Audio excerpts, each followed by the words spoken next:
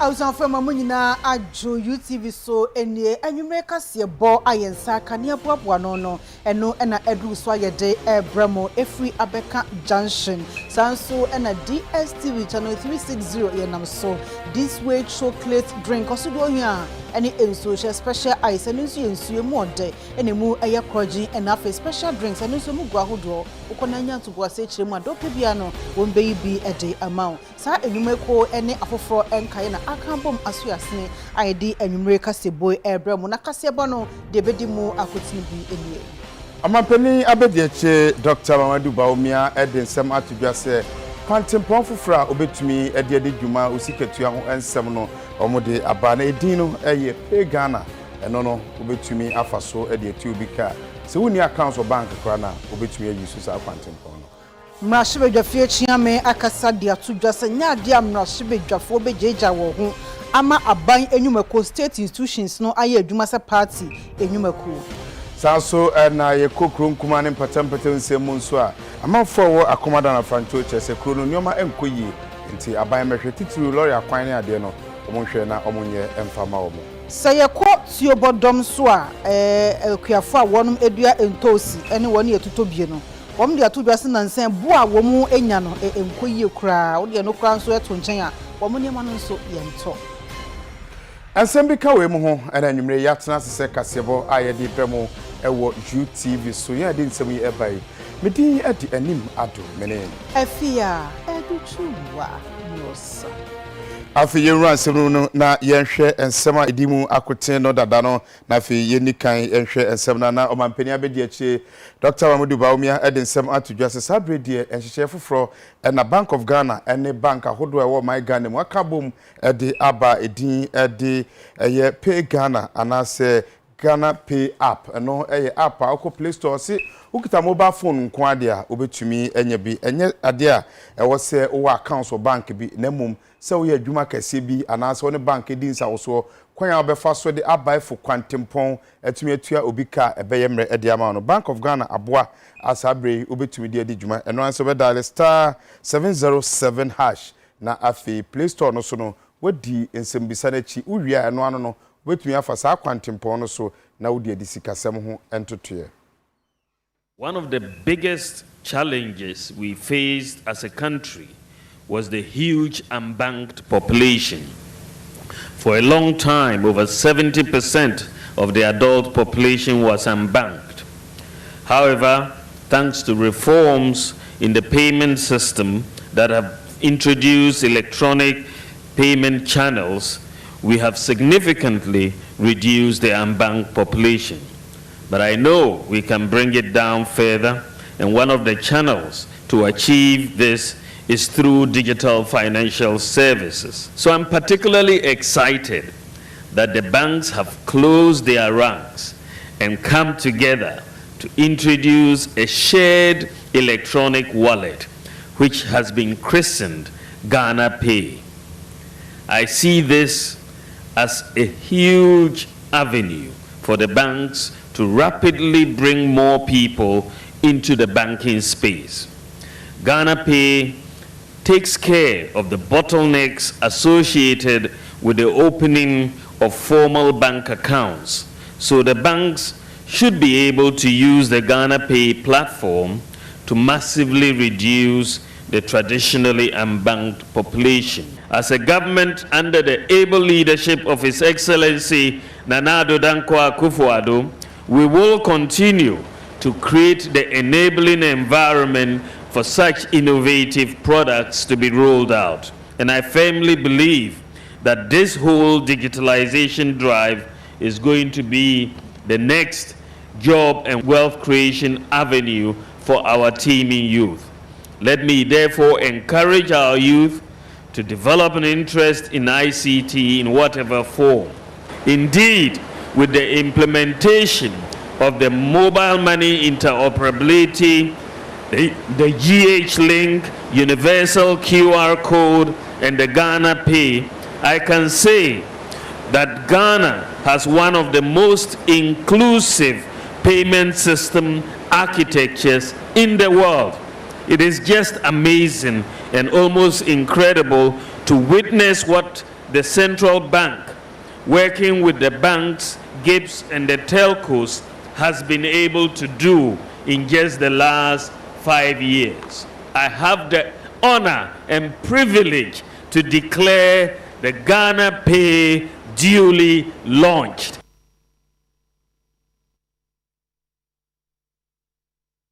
Yet wakasia bono eso mashime dwafie chiame a woni ononyamfo aban baben akasa de atodwa se nyade a mashime dwafie bejeja wo ho ama abanyumako eye state institutions no wo mo aye adwuma sa party enyumako eye party institutions wo so mo koye sa de a na etietia Ghana yenka memka biso. When it comes to the oversight function of parliament, that is what the people have decided that their representatives should do. They cannot on their own get up together to do that. And so they've elected people and empowered them to do it. Parliament will definitely not interfere in the functions of independent commissions and the rest. But the oversight responsibility rests in this House. And nobody can take that away from us. Please, we will not allow state institutions to only operate as government bodies or party institutions. It won't happen in this country. Then that's not democracy. No government should be allowed to go on with that. Please, state institutions remain state institutions, and they are to serve all the arms of government, not only executive arm. The state institutions are for the state,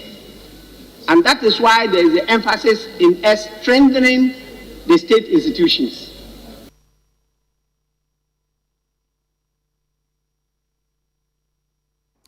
And I Mrashebedwem no Mrashebedwene ogina homa manfo wo goma we said nsem bi atudwa Honorable Richard John Mensa ebisa se na se wo hwe fango bo anase fango ne eye product ekeka ho na ebo no huri a ne huri kwa ogina no baabi a enyina na no na obisa asansem yo so fa be de kira ohwe enyam hode ensem so Honorable William Oreku edu ebeyi nsem na no se ohwe eye covid si ya eka ho bi akokon asi eka ho bi na fe inflation so a huri a ne huri kono eno eka ho bi na petroleum product no ekosoro a Mrashebedwene no ebisa eho ensem no.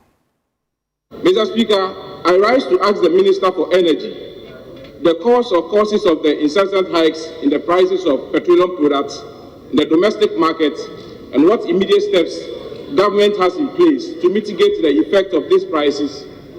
on the Ghanaian citizen. From 1st April 2022, government reduced margins in the petroleum price build-up by Ghana pesos 15 pesos per litre for the next 3 months. The details are as follows. 1. Post margin is reduced by 2 pesos per litre. 2. Unified Petroleum Pricing Fund, the UPPF margin, was reduced by 9 pesos per litre, and fuel marking margin reduced by 1 peso per litre. And finally, number 4, primary distribution margin reduced by 3 pesos per litre. But I would like the Honourable Member to also know that government has intensified NPA, the regulator, has intensified its regulation of the PDCs and the OMCs. And indeed, since the deregulation, or as a result of the deregulation, the current price, the margins for the BDCs and the OMCs is actually lower than it was when the market was not regulated. So these are some of the steps that are being taken to make sure that the price don't go up more than necessary. The next aban is and she say odia to gwa no enye adwuma nti onhwe nhihye foforo a ebetumi aboa na yebestre ne say nhihye ni biye so betumi aboa na sidi na honden no akosoro isan say product ni nya yi different brochire ma no ye de ba nti say iframane na e ba na say wo sidi no honden no e wo foma na tebia no ebema prices na e wo market no so akosoro nti adesere ye de to on esan stress bust ne dumedi o se odi ni se otumi nya product a ebetumi aboa na se product ni bipo ni ho a kakra no ye wo no betumi ahwe for emretie bi as it stands now no boss ankasa no product or the banner or no ankasa turn to say competitor and the space now mo di product ne banner so oji omusika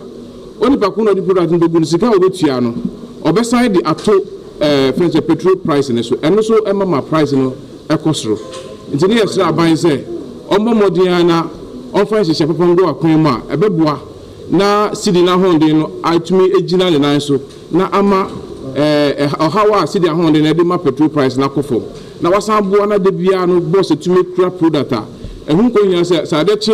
na se price no wo international market na ekosoro na chese yeso o se yesan yebo at least ebe mo obi put to me plan say o fiti na ekobia na next 1 month no petrol price 10 cedis a at least go to me plan na yesa na ko 10 cedis o chena 12 cedis o chena 15 cedis ni nyina yen se ya de go ho na entumi ncp no eno na emasa de no edemti anuye na minister ne de man no ye hwa a enya de a eboa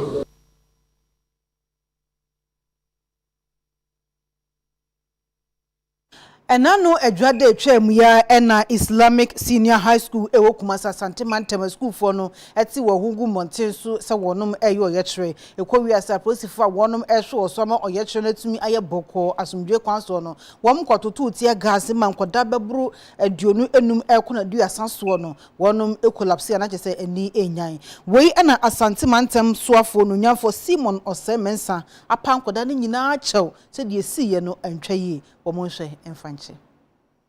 Asantimantem asoafo no munyamfo Simon Osemensa akopie mu ewo Islamic Senior High School na wotwe mu ensempi ena esi wo honom a school fo yi ekoye oyekere a omo esi Kumasi Abrepɔ kwan na police force ekopie mu honom ekire ensem ama police administration kura atwe empanyimfo mienu asensen a omo se omo ye ehwehwemu na no ena Asantimantem soafo no munyamfo Simon Osemensa kopie mu hono odi atwopa edema school fo ena fe empanyimfo school na no mekire management edema school no ekire se ensem nti a omokoye wo ye kire omo kase na nkomunya speed rounds efise adrabafo no duru school hono ma osine omo esi tumirika ka ekunkun wo mo no na onte sa asem no da na sesi a wate de osrese ne esi a ankoye bia no omomfa enche no na animanim ya niema ewose oye se de be ya sa ensensem no eto ebetwa efise otu ho anamo. We could have avoided this incident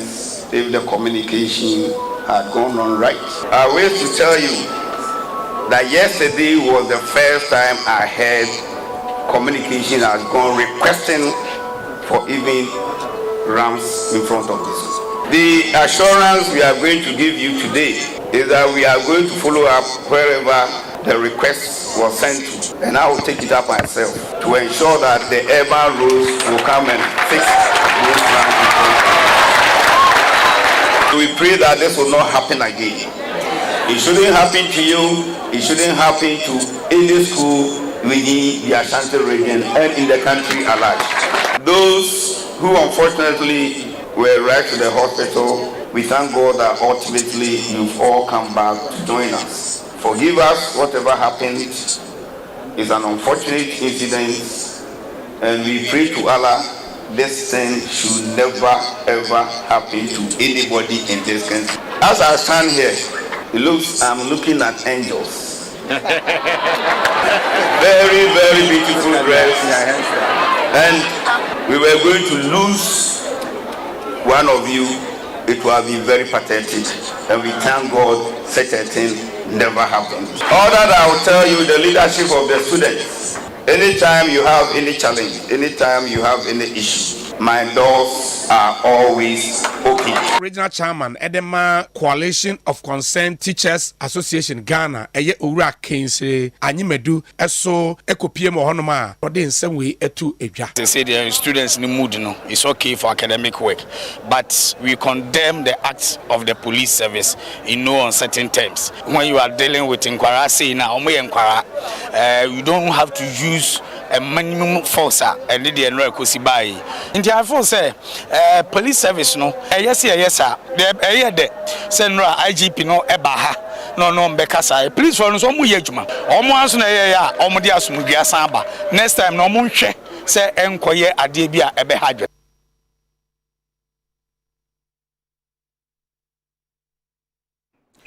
China UTV ebe to manim say Commander Sugar Factory no okọ mrahye dwumadom kuma no ye NDC HS abanye tiso ene edoma ewo commander ene ne yesanse Sugar Factory no enya ade eye adwuma na okọ parliament so a ye committee a ehwe eye adwadie ene mfiri dwuma ho ensem so eye trade and industry committee na de oda no eye mrahye bedwani ogina ma manfo wotema west honorable Carlos Ahinkra ono no de nsem atudwa chese adwumaku a efri eye India eye Exim Bank a efri India no e $12 million pepe no edumienu dollar no ene de bae na chese NDC fo nko ma no ntum esanse se sika no ono manhwe so yi a adwumaku anase adwuma e commander Sugar Factory no entumi enye adwuma ti so bi ebeka ho asem de a na nka nye ommom ene ba bebo sudwetiri. In fact, near boy news at the Seska Cranky boy. The boy and say, time one only year one dreams over the 24 million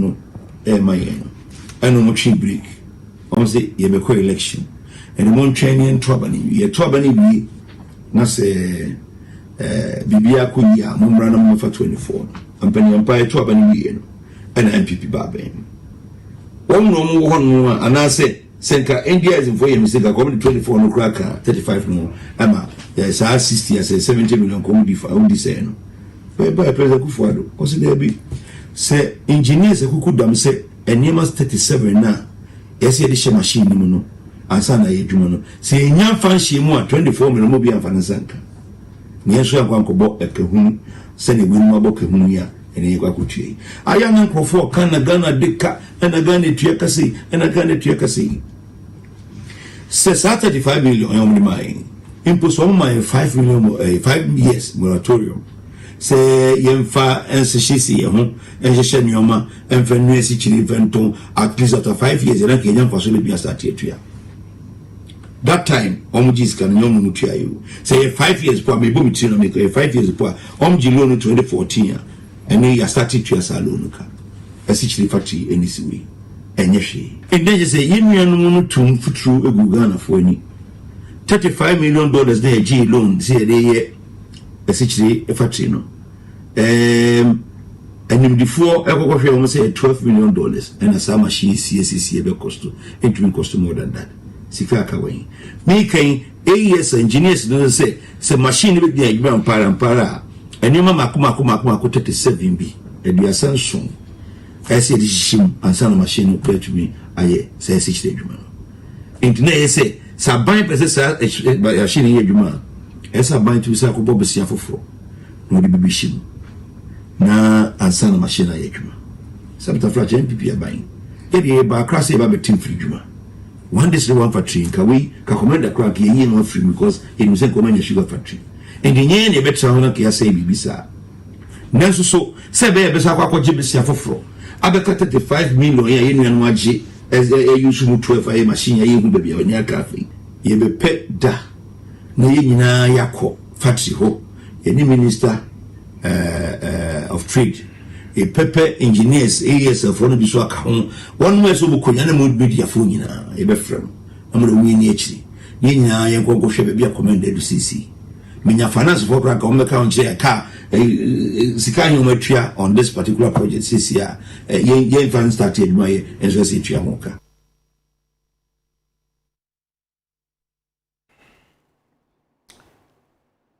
Anim. I was out for your home shop as this year.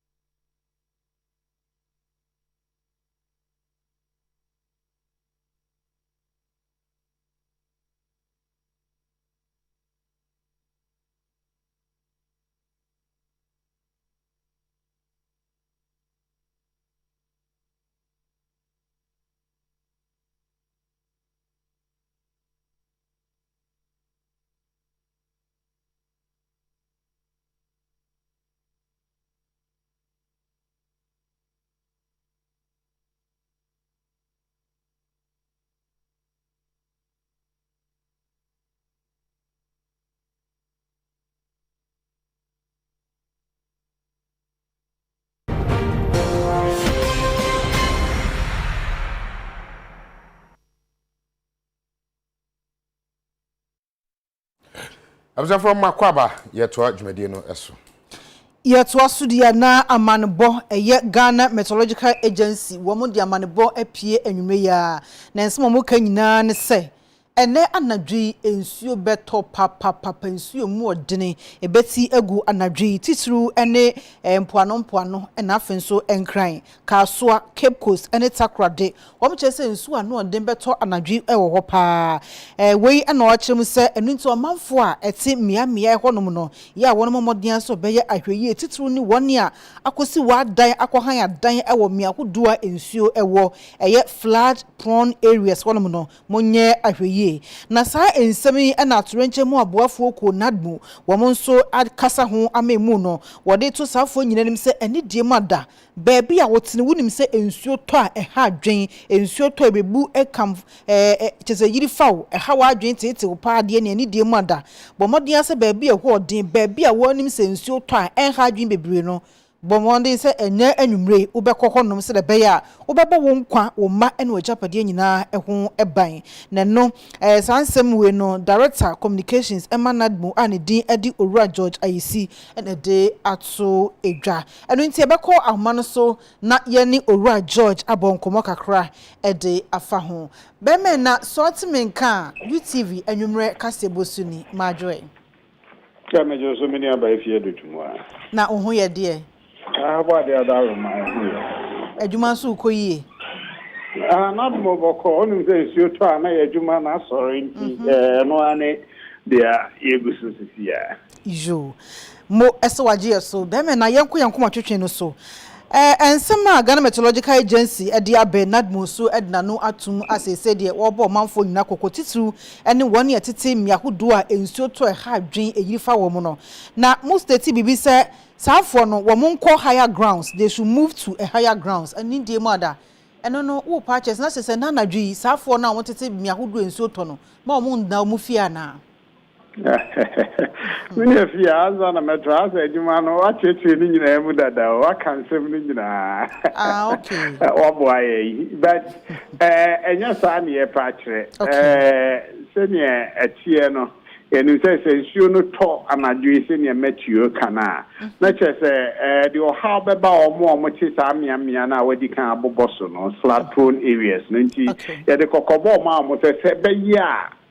you not move for identify me be a friend of safe havens baby I'll bet me akobo hu edwa sabi ensuo no ha wadwe na ensuo no gya wako se sa mia no bi ni wo honom so a ebia wo desie bi wabusuani wadamfo na wo bi a wonim no a wono te baby ye no ye bokoko se be yi anka ne no nkasa na kodan no anadwi na adechi a ensuo no gya ya wako fi akosieti ho na ya to abrabo no so Mr. George any dey mada yemfa ne se miahodo a makyerɛkyerɛ se anadwi ensuo betopa no yemfa ne se enu nyame ya adomokyena na ato ampa na edi atorenchma no odin aba nyame kura mpangu but dey yemfa ne sa edi atorenchma no odin pa aba nadmo mahoboa etise o ya hoboa de bia ya krado si adwuma ye no enti basa beti bia yi mu a I say a FBB search and rescue. One say with TV no so cry watch edua bi ebu e basa a frey ani a dispatch team o ma call mo the dormer machine ni we akotwitwa no kama efi kwan no so baby ensu akoba bi ense say ekoni we na bi the water pumping machine ni akopompe efi ho enkofo bi a tractor e be deploy a search and rescue team on be call no ma akoyi o mo into safety enti ya hoboa ni ya ho siesie de ya krado a ye di eye juma ebase anadwi obi hu kire no ensuo eyirifa obi na ohia nadmofo mo asemba be save wo mo a number bi wo ho obetimi afrɛ mu na sa number no reliable wo frɛ mu a ne nsa betimi aka mo a mo betimi respond to za nipa no yo many aba number no very reliable yeah emergency line 112 no say media ba yeah release no and 0302 964884 0302 964884 and 0299 350 699 0299 350 699. Many about some numbers in our fair, Nadmo, na deploy team a bit me about wow, 7 when you didim. Like I said, baby, or be our Ghana, have be a bit my friend, San Nambano. You mean about fair, now say baby, our yen number a befrair and call for baby Fihonum Ababuao. Okay. And I did assume you bet him number a befra or takradia, yen him number a befra emergency operation center, Nipa the fee takra the Honadmo for Ababuao or baby. And I did assume Muya Juma. Yeah, and I mean, and then not more operations, search and rescue team will be Anna. Okay, Joe.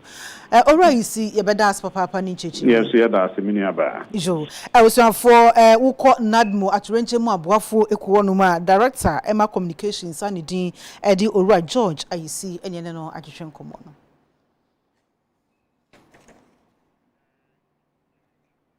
Ye kokwaye mu na otawani eche bunu mantemu a eho na oswafo a ohwe kwaye ene nuano ensem eso Dr. Owusu Afriye akoto akwakoda dwuadi bi adi abayi ewo hihye se mensin baako fididwuma baako one district one factory na okọ enkran kwanta Doma West district wa emo assistant team fidie bi a base yenso emo ho na enye kroje a eho enom de akwakotim no swafo yi akwakoda na di eyi a kire se amanfo a ewo enkran kwanta ene ne mpatem no so mo ye mo ho adwuma ombetumi de akosa ba bi a yetintim mfidie Sa afidi juma ye ka ho asemi ewo enkran kwanta ya ewo Doma West Mansin mu na empanifo echese factory no processing plant ba ko a eno esone emo ho ewo mu ya ebetumi aboa ma wo mu a wo mu edua emo ewo mpotem ho no wo betumi de wo mu no akopiem wo ho na enteta ewo ho nyina no wo mu atumi akwakosone ho afiri ho ne sa so nti osoafo hwe enuane ani kuaye ho nsem so ani atitiru bi a wo mu so hwe kuaye ho nsem so ewo nkran kwanta mpotem ho ene kokopiem mu ewo ho a wo akwakọ bi esa afiri dwuma yi ano ukwani uye mono a dese ucha mono a no akopem efise uhia fidi a wo de bepo ho ama emu a yedie no amu no ye free mu ama eno na ye koton no ejom eno ti ena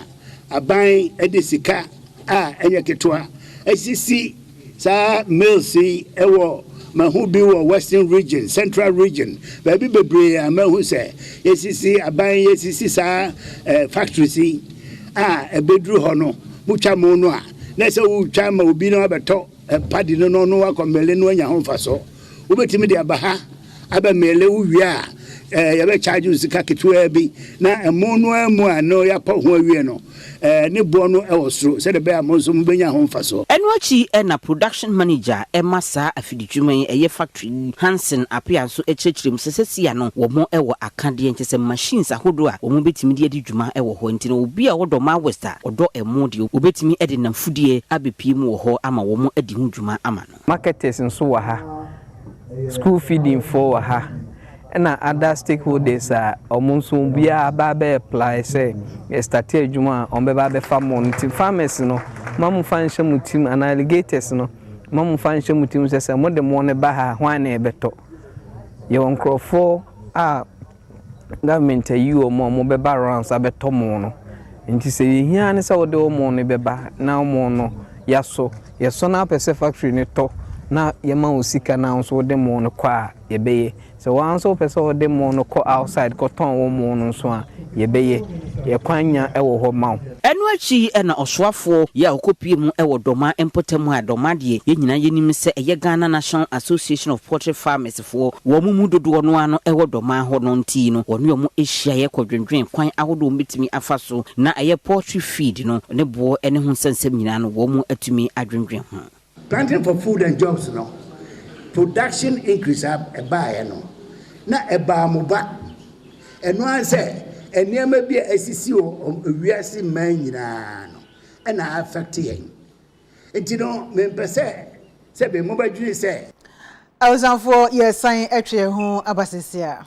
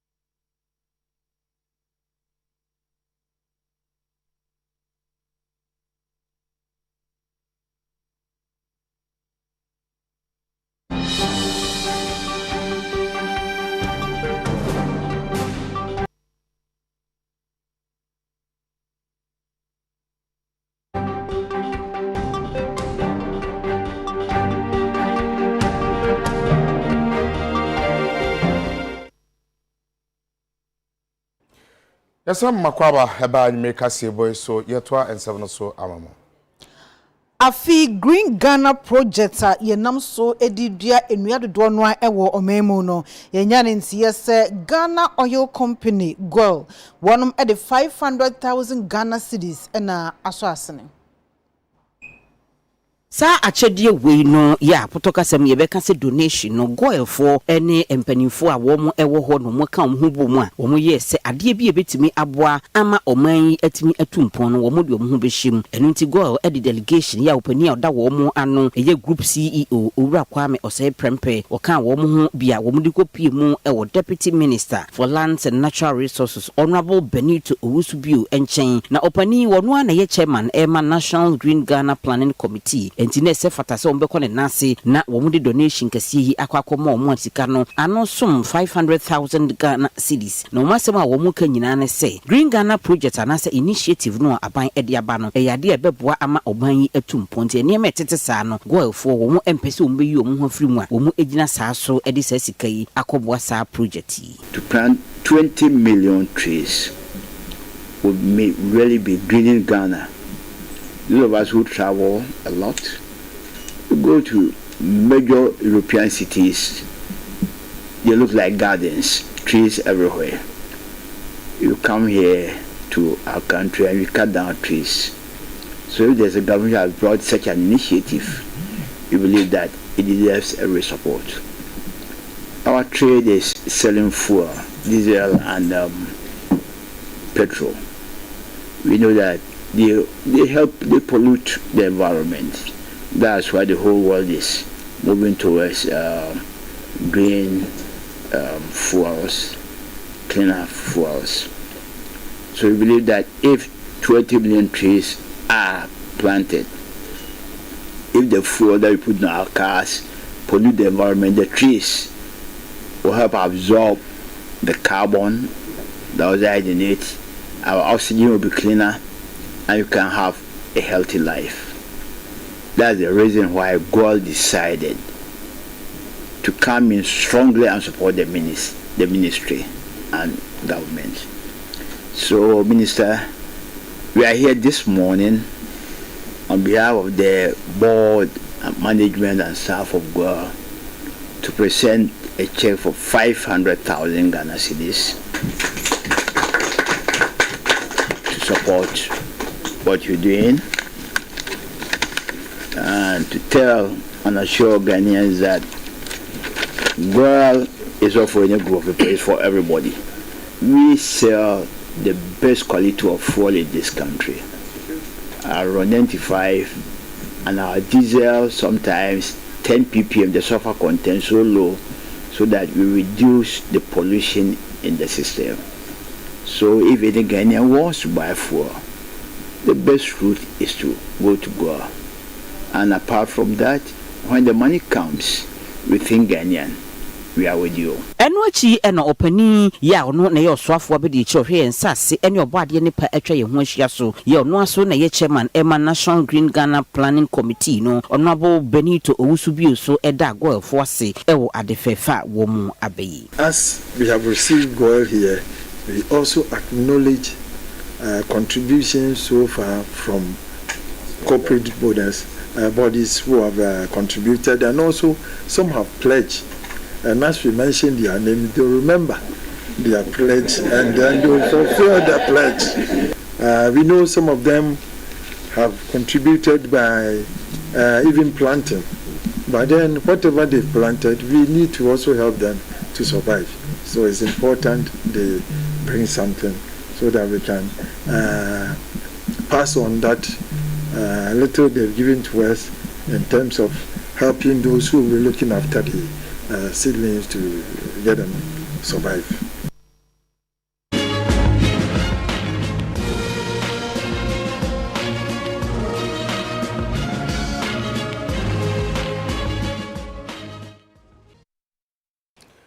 And Cramante so afford the same be to just say Animal Research Institute in Sasia, a war maybe at the Sefraha, Adenta, Rosa,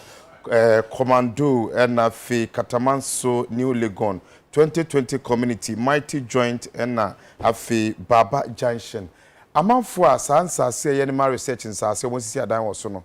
se wa hye de tie bi omo nka ye namum okwa kodwira adan ne nyina egu eno na UTV ye kɔ ho ene amanfo tetem ya no so ko bonko bo bi se omo se de osoafo ne kani sembe na mokomo chese we de kotodwegu fom osoafo ne hwe no mo ntanse nka wo so sanse so dwira adan ne gu a ebe dia mo be bi omo de otibe tokra no ho be ye na e dia ma omo Yefo Bekaya enche ye kra na Greater Accra Regional Minister Honorable Henry Koti eko ensra ewo adenta ya ho eye Animal Research Institute ye wo ho mo nsase bi ye wo ho no okohwe ye se de ne tibia mu esiti okoduru ho no eno hu se enipa bi afansase no bia wo mo asisi wo mo adan ewo so na enyade a eye anikasem ema no krantu de ba monten se wo mo enkrochi asase no obetu wo mo nyina abubu wo mo edan atuogu we aye ayamhyehyɛ kese ama adehye a wo mo ewo mpotam ho enu UTV kasefo ye bo anamonko kopiem ewo ho ema wo mo editu yanim se wo mo besra da adabraka wo mo pese wo mo ne osoafo no ehia na wo mo etumi etwetwe nkomo ehwe kwan ahodo wo betimi afaso amasa aginasie ya wo pese wo mo esie no wo mo etumi aka na boko na wohwe mu pa no a eye Regimanuel Estate Mahia Foster Home Adenta Housing Lakeside Estate ene miamia ahodo bia wo mo ene sa Animal Research Institute wo mo ebo hye ewo ho nti ye ne adehye a wo mo ewo mpotam ho no bi no etwetwe nkomo mo de nsem sei eto yanim mesremo aban penifo bebia ye wei eye Animal Research